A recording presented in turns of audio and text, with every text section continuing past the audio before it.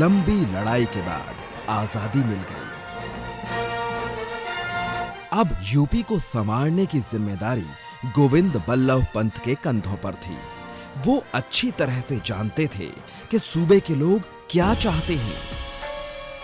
सूबे को विकास के हाईवे पर ले जाने के लिए एक साथ कई विचारधाराएं पहले से ही यूपी की राजनीति में आकार ले चुकी थीं, जिनमें समाजवादी भी थे और जनसंघ के लोग भी। तब कांग्रेस राजनीतिक तौर पर बहुत मजबूत थी। जब देश आज़ाद हुआ तो नेहरू जी ने कमान संभाली दिल्ली में और उत्तर प्रदेश में कमान सौंपी गई गोविंद बल्लभ पंत जी को। गोविंद बल्लभ पंत जी भी उसी सोच के थे। उनमें व्यवहारिकता थी, उनमें व्यापकता थी। सोशलिस्ट विचारधारा को आगे बढ़ाने में राम मनोहर लोहिया आगे थे। उनका गमई अंदाज यूनिवर्सिटी छात्रों को बहुत पसंद आ रहा था। देखते ही देखते पहले चुनाव की घंटी बज गई। मतलब विचारधाराओं को वोट की कसौटी पर टेस्ट का समय।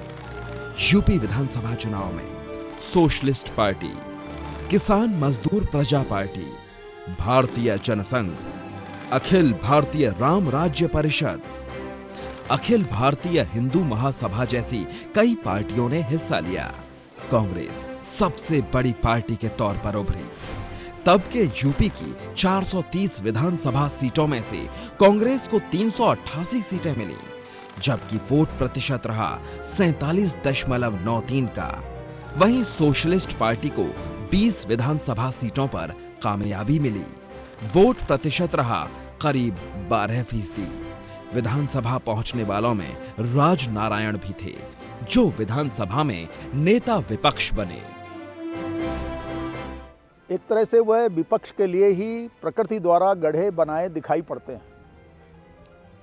छोटी छोटी बातों से लेकर छोटी छोटी यानी लेखपाल कैसे काम करता है, सिपाही कैसे काम करता है, इससे लेकर सरकार कैसे काम करती है, सरकार का आचरण क्या होता है, सरकार कहाँ अपनी मनमानी करने लगती है, इस सब पर उनकी पैनी नजर रहा करती थी।